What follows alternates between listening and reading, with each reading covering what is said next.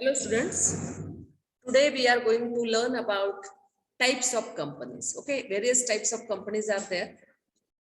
Under the Act 1956, there were different types of the companies, classification of companies were there. But some new types of companies, the arrangement of the new types of companies have been made under this Companies Act 2013. Okay, so this classification is under the different factors, incorporation, liability, like that. So the A part of the types of company or the classification of the company is on the basis of incorporation. Incorporation means what? Registration. Okay, under what circumstances or under which act the company is registered, as per based on the registration, these classifications have been done. The first one is statutory companies. Statute means what? Law. These statutory companies are constituted by a special act of the parliament or the state legislature. These companies are formed mainly with the intention to provide the public services. Now take the example of RBI. RBI is the apex bank of our India. Okay, Life Insurance Corporation, that is the LIC. LIC is one of the, you can say, apex institute in the insurance sector. Okay, so these companies have established after passing their separate act, RBI Act, LIC Act. Okay, because a separate statute has been passed and this particular corporations or the companies have been established. These particular acts have a different provisions which explains how this RBI and LIC, SBI even, so how to run their business, that have been explained in those particular provisions. Okay, so such companies are the examples of the statutory companies. Now, the second classification is registered companies. The name itself indicates that the companies registered under Companies Act 2013 or Companies Act 1956 are called as registered companies. Such companies came into existence when they are registered under the any Companies Act. Okay, so for your reference, you can take example of Indian Companies Act 1956 and Indian Companies Act 2013. So n number of examples can be given under this particular category. That is, Google India Private Limited is the registered company, okay, as it is an incorporated company. So many of the examples are there in India which are come under the registered company. Okay, now third type is the charter company. What is this charter? Charter means nothing but the set of rules and regulations issued by a monarch or the king or a queen. Okay, but can you see such a system of monarch, or you can say king or a queen? Now, because we are living in India, there is no any kingdom system. Okay, now constitution is there, various laws are there. Okay, and we are sovereign.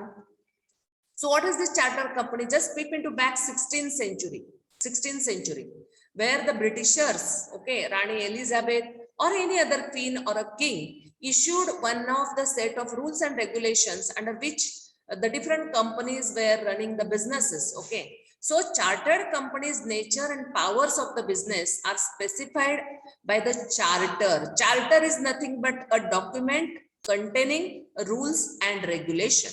Royal Chartered Company is another name of the chartered company. Why this royal? Royal means the king who is deciding, or a queen who is ruling that particular country. Okay, she or he will decide the rules and regulations. So in India, no such any example of this chartered company right now, because in 16th century, East India Company was the first company, okay, established by the Britishers. That was the example of this charter company. So now in India at present, no such example is there of a charter company. So Bank of England, East India Company, British Broadcasting Corporation, that is called as a BBC. BBC News, you already learn, already see that. Okay, so these are the companies which are the examples of the chartered company. But in India, no such example is there.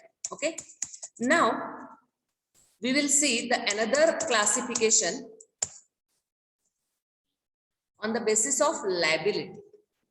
On the basis of liability, company is limited by shares, company limited by guarantee, and unlimited company. These are the different bifurcation again. So just focusing on the companies limited by shares, a company that has the liability of its members limited by the memorandum to the amount. This memorandum of association, later we will learn about this. This is a fundamental document of every company. Okay.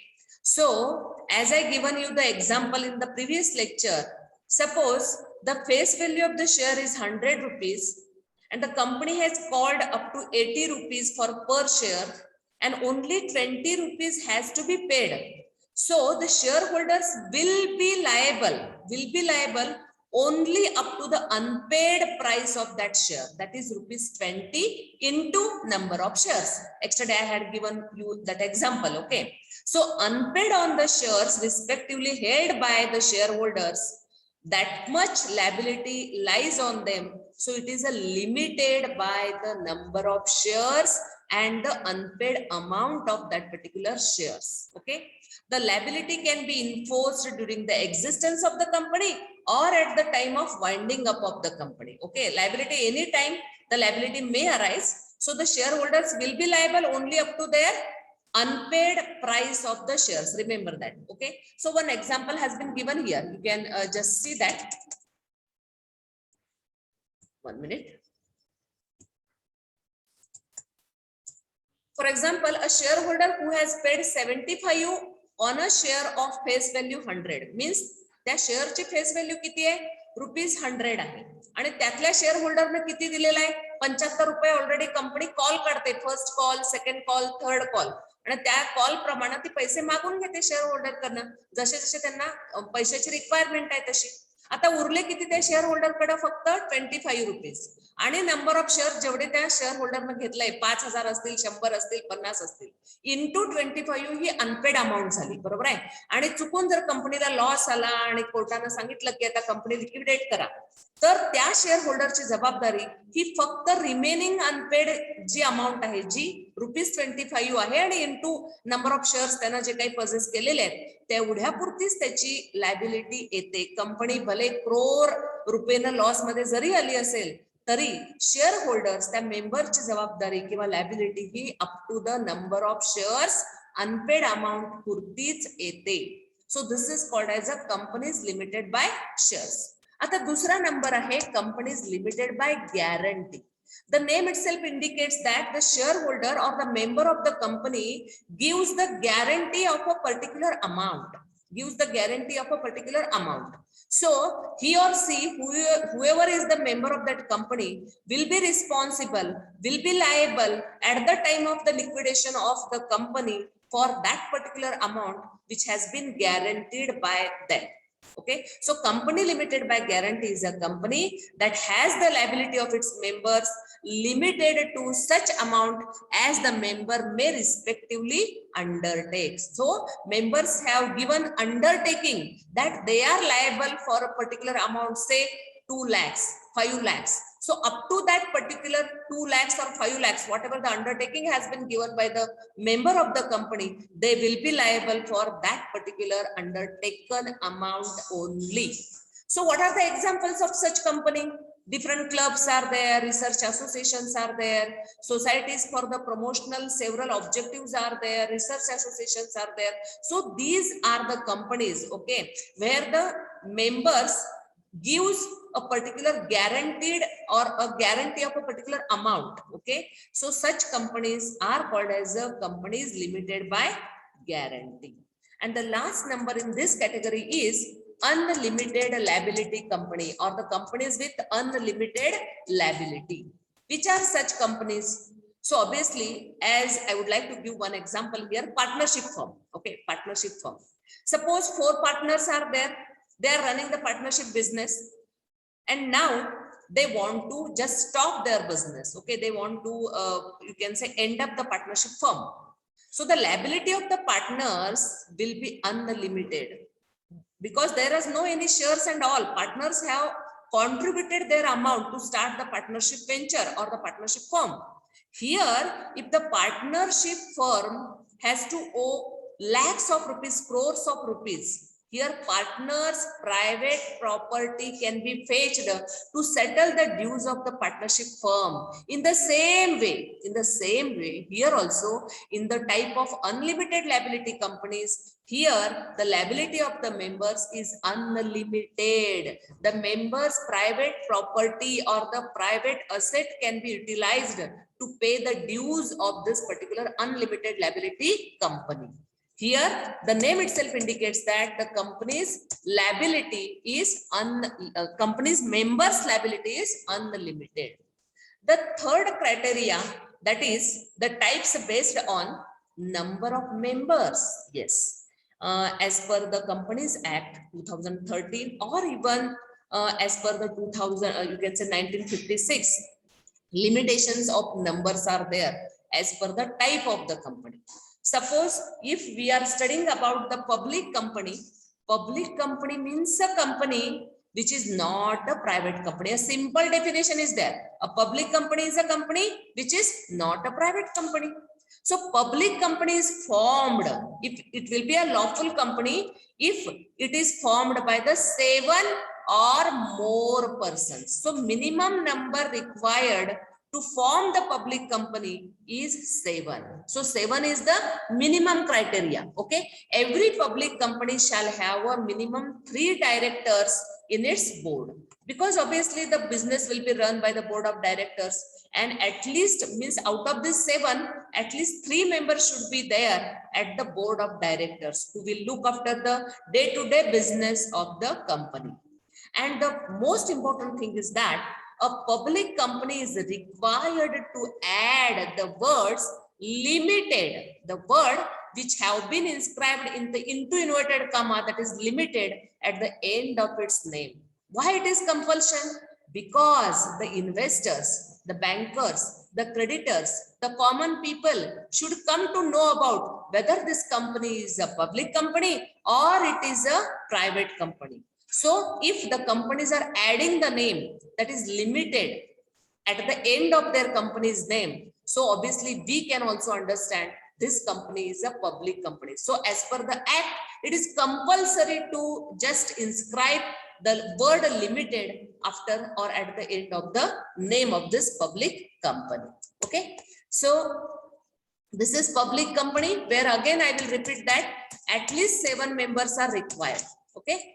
This is the essence of the public company, that its shares and debentures can be transferred freely to the public, unlike private company. It means that private company cannot subscribe the shares. Private company cannot issue the debentures, but public company can issue the shares in the public. It can invite the public to invest in that. So that is, it is inviting the public to invest the money in that particular company. So it is a public company. Are you getting? So only the shares of the public company are capable of being dealt on the stock exchanges, BSE, that is the Bombay Stock Exchange, and the national stock exchanges or any other stock exchanges in that particular country, because these companies are the public companies. They have already subscribed the shares among the public, and the main characteristics of the public company is easily transferable shares. So people can sell, people can buy the shares n number of times through this NSE and BSE. So only public companies are the companies which can deal with the stock exchanges in that particular country. Now look after the private company. What is the definition? A private company means a company which by its articles, yes, afterwards we will see what is article of association and what is memorandum of association. These are the 2 important documents in every company. Okay, so afterwards later we will explain in the further videos. But here, while we are talking about the private company always restricts the right to transfer its shares. So the member of a private company or the shareholder of a private company cannot transfer his or her shares in the public. That is the limitation. Private company limits the number of its members to 200. Okay.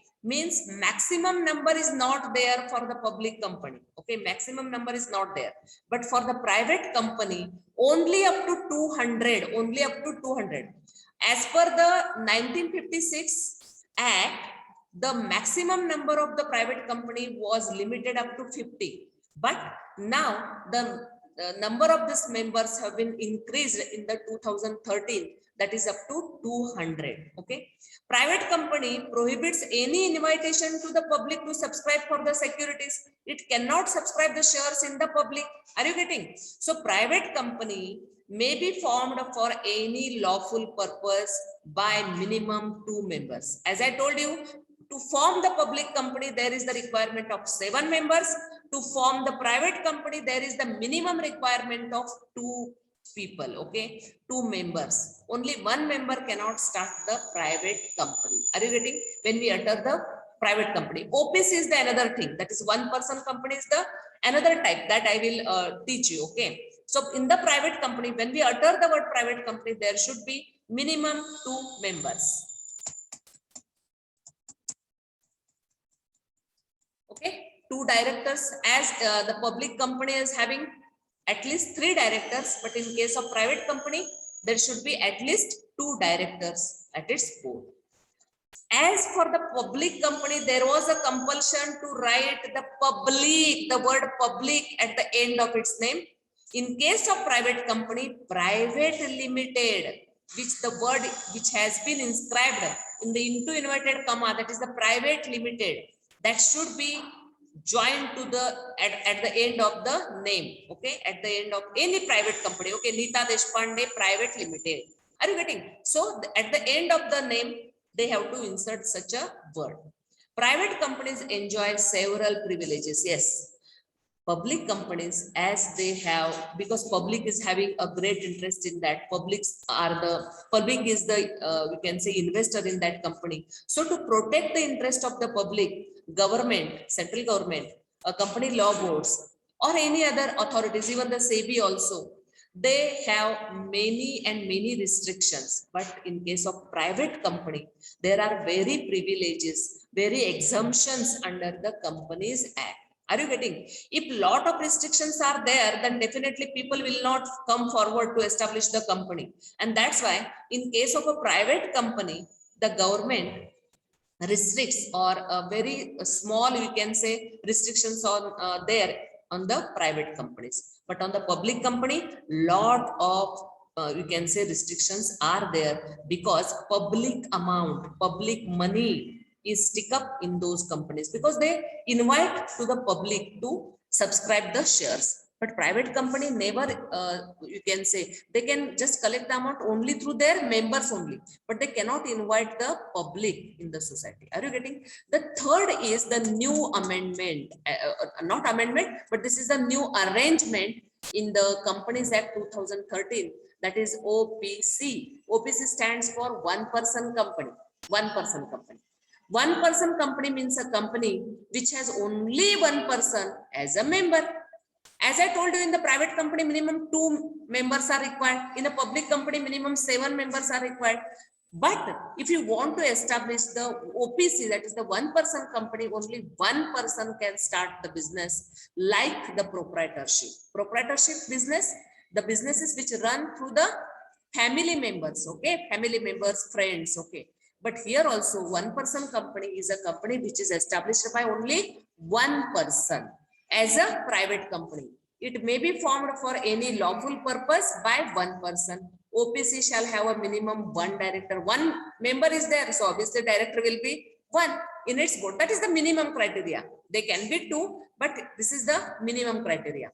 Its sole member can also be the director of OPC. So what are this particular question, OPC, as it is a new arrival in this particular Companies Act 2013. So it may be for the short note. Okay, that's why we have to give more stress on this OPC. What are the features of this OPC? Single member. OPC can have only 1 member or a shareholder, unlike other private companies. In other private companies, 2 minimum members and maximum 200 members are there. But OPC, only 1 member. Are you getting? So just make it clear. Nominee. Nominee means what? whenever we are opening the bank account, okay, or suppose we are dealing with the shares, then obviously on that form nominee option is there. Means after the death of that member, or after the death of that particular owner, to whom the property should be transferred, who will be the successor of that property, that is called as a nominee. Even while we are opening the bank account, in that bank opening account form, there is the option of nominee. I will make the nominee to my son, my daughter, my husband, whoever. Are you getting? To whom you wish to transfer your property. So a unique feature of the OPC is that separates it from other kind of companies is that the sole member of the company has to mention a nominee while registering the company. Means suppose something has happened and the member, that is the only member of the OPC died, then who will be the successor of that particular company, or the assets of the company, liabilities of the company, whatever, okay. So the person who is opening the OPC, he should mention the name of the nominee. Since there is only one member in the OPC, his death will result in the nominee choosing or rejecting to become its sole member. Are you getting? So he should he may not write any nominee's name. If he not written, then definitely other consequences are there. But while opening or registering the company, he has to mention the nominee name to whom the whole assets can be transferred. Are you getting? Then third and the important is special privileges. OPC enjoys several privileges. Privileges म्हणजेच काय? काही स्वातंत्र्य त्यांना आहे, खूप restrictions त्यांना नाही आहेत. आलं लक्षात? किंवा ज्या पब्लिक कंपनीला आणि प्रायव्हेट कंपनीला ज्या गोष्टी कंपल्सरी केलेल्या आहेत, त्या गोष्टी कंपल्सरी ह्या ओपीसीना केलेल्या नाही आहेत. त्यालाच आपण प्रिव्हिलेजेस असं म्हणू. कारण हे का प्रिव्हिलेजेस देतात? तर कुठल्याही देशाची प्रगती, इकॉनॉमिक डेव्हलपमेंट जी असते ती कशावरती अवलंबून आहे? तर त्या देशातले जास्तीत जास्त लोक एंटरप्रेन्योर व्हावेत, त्यांनी एम्प्लॉयमेंट जनरेशन करावं, त्यांनी बिझनेस चालू करावेत. ह्या एकमेव उद्देशानं ओपीसीचं ह्याच्यामध्ये इन्क्लूड झालेलं आहे की लोक येऊन हे काय करू शकतील, कंपनी एस्टॅब्लिश. कारण कंपनी जेव्हा म्हणतो आपण त्याला वेटेज येतं, एखाद्या प्रोप्रायटर पेक्षा कंपनीला जास्त वेटेज येतं. असं म्हणू नका की अनेक कितीतरी सक्सेसफुल बिझनेस आहेत की जे प्रोप्रायटरशिप खाली चालू आहेत, पण ज्यांना कंपनी खालीच काम करायचं आहे, त्यांना लोन काढायचं आहे, त्यांना स्वतःच्या कंपनीचे जे काही राईट्स आहेत ते एन्जॉय करायचे आहेत, अशा वेळेला ती व्यक्ती काय करू शकते, ओपीसी ओपन करू शकते. पण त्यांना पब्लिक कंपनी सारखे रिस्ट्रिक्शन्स अजिबात नाही आहेत, खूपच कमी, आणि म्हणून ते प्रिव्हिलेजेस एन्जॉय करू शकतात. आता जो डी भाग आहे तो आहे classification on the ground of domicile. आता तुम्ही लोक बघा डोमिसाइल सर्टिफिकेट काढता. डोमिसाइल सर्टिफिकेट काढता म्हणजे काय करता, तुम्ही कुठल्या देशाचे रहिवासी आहात हे डोमिसाइल म्हणतो आपण. म्हणजे ऍडमिशन घेत असताना, बऱ्याच ठिकाणी नोकरीला लागत असताना डोमिसाइल सर्टिफिकेट हे गरजेचं असतं, बरोबर आहे. तसंच कुठल्या देशामध्ये त्या कंपनीचं हेड ऑफिस आहे, कुठल्या देशाची ती कंपनी आहे, याच्यावरनच त्या डोमिसाइल वरनं त्या कंपनीचा टाईप किंवा क्लासिफिकेशन पडतं. पहिला प्रकार आहे बघा फॉरेन कंपनी. तर नावातच लिहिलंय ना foreign company. Foreign company means any company or a body corporate incorporated outside India. हा ऍक्ट कुठला आहे, भारतातला आहे. भारताबाहेर एस्टॅब्लिश झालेली कंपनी, त्याला आपण काय म्हणू, foreign company. It has a place of business in India. त्याचा बिझनेस प्लेस इंडियामध्ये आहे, वेदर बाय इटसेल्फ और थ्रू एन एजंट, फिजिकली और थ्रू इलेक्ट्रॉनिक मोड. आता ऑनलाईन खूप चाललेलं आहे, येते लक्षात. अमेझॉन असेल, तुम्हाला आणखीन वेगवेगळ्या ज्या कंपन्या आहेत त्यांचा व्यवसाय भारताभर पसरलेला आहे, पण त्यांचं हेड ऑफिस जे आहे, जर ते अमेरिकेमध्ये असेल, इंग्लंडमध्ये असेल आणि कुठल्या रशियामध्ये असेल, आणि त्यांचा व्यवसाय मात्र भारतामध्ये चालू आहे, पण फॉरेन कंट्रीची ती कंपनी आहे असं आपण म्हणू शकू, कारण त्यांचं हेड ऑफिस कुठं असतं, तर फॉरेन कंट्रीज मध्ये असतं. This such you can say foreign company conducts any business activity in India in any other manner. म्हणून इथं म्हटलेलं आहे त्यांचं हेड ऑफिस इंडियामध्ये नाहीये. पण आता आपण टाटा कंपनीचं उदाहरण घेऊया. टाटा ही इंडिया बेस्ड कंपनी आहे ऑटोमोबाईल इंडस्ट्री मधली, पण त्यांचे आउटलेट्स इंग्लंडमध्ये आहेत, येते लक्षात तुम्हाला, युके मध्ये आहेत. तर अशा वेळेला ती लोक आपल्या कंपनीला काय म्हणतील, फॉरेन कंपनी म्हणतील. का तर त्यांचं हेड ऑफिस कुठं आहे, आपल्या भारतामध्ये. येते लक्षात. तसं कितीतरी कंपन्या आपल्या भारतामध्ये आहेत की ज्यांचे व्यवसाय आपल्या भारतात चालू आहेत. पेप्सी घ्या उदाहरण बघा, चांगले व्यवसाय आहेत, त्यांचे फॅक्टरीज इथं आहेत, पण त्यांचं हेड ऑफिस कुठं आहे, फॉरेन कंट्रीज आहेत. म्हणून अशा कंपन्यांना आपण काय म्हणतो, फॉरेन कंपनी. त्याच्यानंतर इंडियन कंपनी, ह्याचं काही एक्सप्लेनेशन द्यायची गरज नाही. A company form, company incorporated, company registered in India is known as an Indian company. N number of examples are there which are having the base of India. Their head offices are in India. So in other types, section 8 company असं म्हटलेलं आहे ह्या नवीन ऍक्टच्या प्रमाणे. Section 8 company काय आहे, तर ही company एक limited company म्हणून रजिस्टर झालेली असते. कुठल्या सेक्शन खाली, तर section 8 companies act 2013.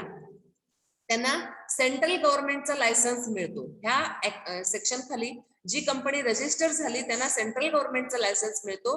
Has its objects the promotion of the commerce, म्हणजे कॉमर्सचं प्रमोशन व्हावं, आर्ट्सचं प्रमोशन व्हावं, कल्चरचं प्रमोशन व्हावं, सायन्स रिसर्चचं प्रमोशन व्हावं, स्पोर्ट्सचं प्रमोशन व्हावं, एज्युकेशनचं प्रमोशन व्हावं, रिसर्च एरियामध्ये भारतातली लोक पोहोचू देत वेगवेगळ्या क्षेत्रामध्ये, सोशल वेलफेअरशी रिलेटेड असेल, रिलिजियस काही एखादी कंपनी असेल, चॅरिटी रिलेटेड म्हणजे नो प्रॉफिट बेसिसवरती काम करणारी, चॅरिटीवरती काम करणारी कंपनी असेल, इन्व्हायरमेंटल प्रोटेक्शन साठी एस्टॅब्लिश झालेली एखादी कंपनी असेल, अशा ऑब्जेक्टनं एखादी कंपनी एस्टॅब्लिश होत असेल तर त्याला सेंट्रल गव्हर्नमेंटचा परवाना लागतो, लायसन्स लागतो. आणि सेक्शन 8 च्या कंपन्या त्यांनाच आपण म्हणतो. त्यांचा कुठलाही it intends to apply its profits if any other income in promoting its objective. जे काही त्यांना प्रॉफिट होईल ते सुद्धा प्रॉफिट ते कशासाठी वापरतायत, तर त्यांचे ज्या कंपनीचे ऑब्जेक्टिव्ह आहेत त्या ऑब्जेक्टिव्ह सॅटिस्फाय करण्यासाठीच त्यांचं प्रॉफिट हे वापरलं जातं. So this are called as a section 8 company. Okay,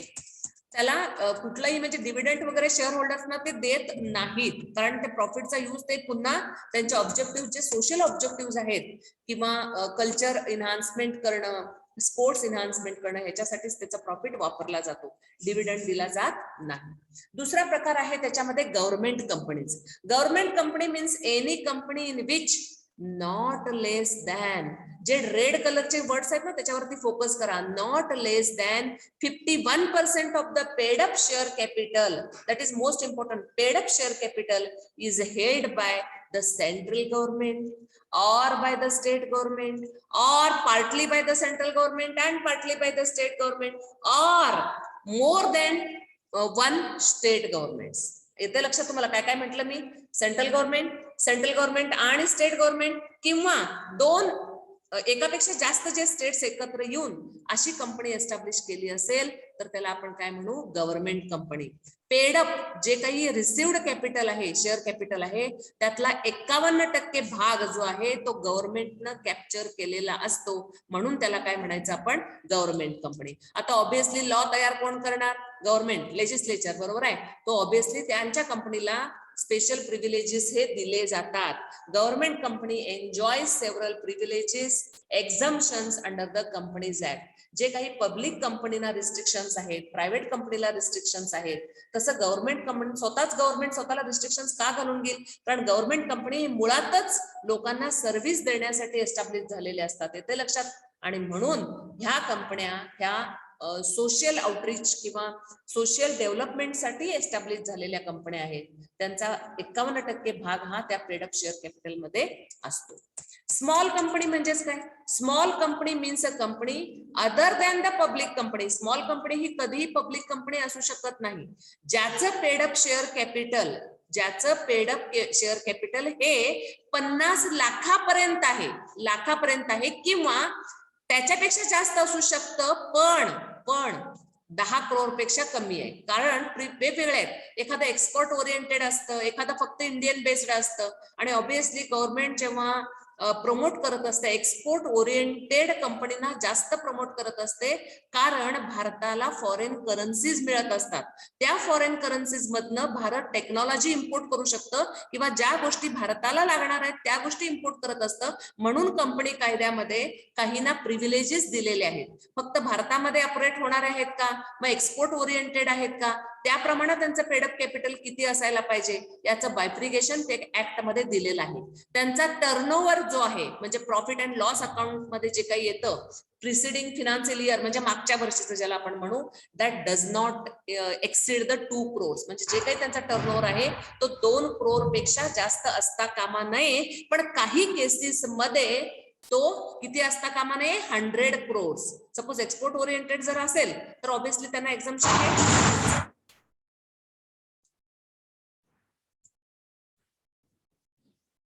त्यांचं लिमिट हे जास्त दिलं जातं. ओके, म्हणून त्यांना आपण काय म्हणतो, स्मॉल कंपनी.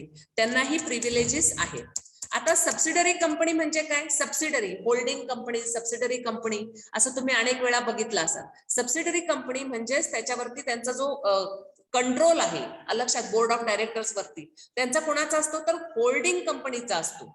आता कुठलंही उदाहरण बघा, 2 + 2 नेवर कम्स टू 4, कारण ह्याच्यामध्ये कंपन्यांना प्रिव्हिलेजेस घ्यायचे असतात. कंपन्यांना 2 + 2 मोर दॅन 4 हा इफेक्ट घ्यायचा असतो आणि म्हणून त्या एकमेव कारणानं किंवा आणखीन काही कारण असतील त्यामुळं कंपनी सबसिडरी आहे. एकाच होल्डिंग कंपनीच्या अनेक सबसिडरी कंपन्या असू शकतात, पण त्यांचा जो कंट्रोल आहे किंवा ज्याला आपण बोर्ड ऑफ डायरेक्टरचा कंट्रोल आहे तो होल्डिंग कंपनीकडे असतो. म्हणून इथं म्हटलंय बघा, means a company in which the holding company controls the composition of board of director.